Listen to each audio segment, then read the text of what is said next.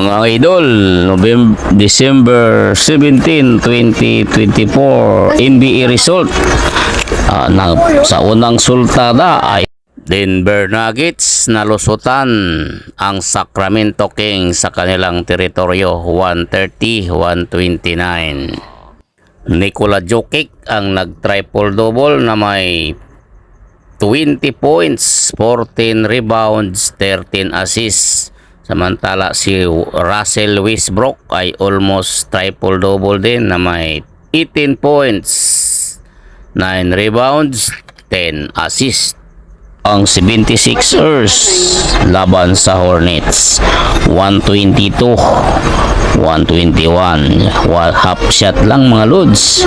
Si Tyrese Maxey ang nag-score ng 40 points, 5 rebounds, 5 assists. Nag-alalay si Paul George ng 33 points, 5 rebounds, 8 assists.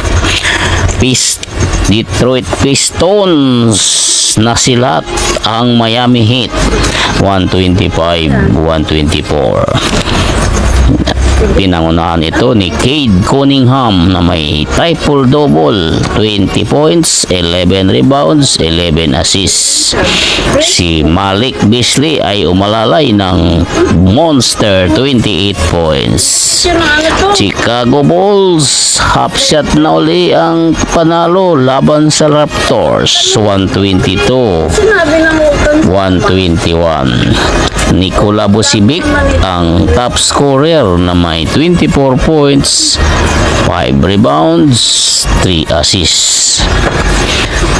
Cleveland Cavaliers sinipa ang Charlotte Hornets 130-101.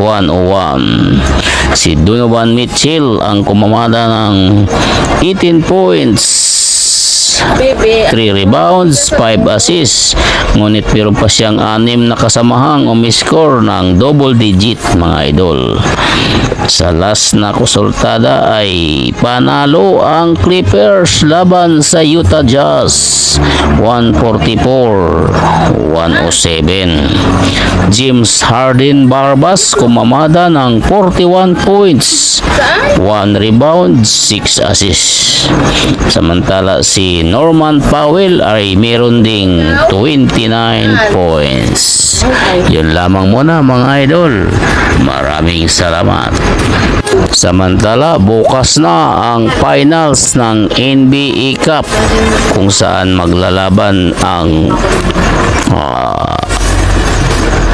Milwaukee Bucks ng 9th Oklahoma City Thunder. Thanks for watching mga katribo.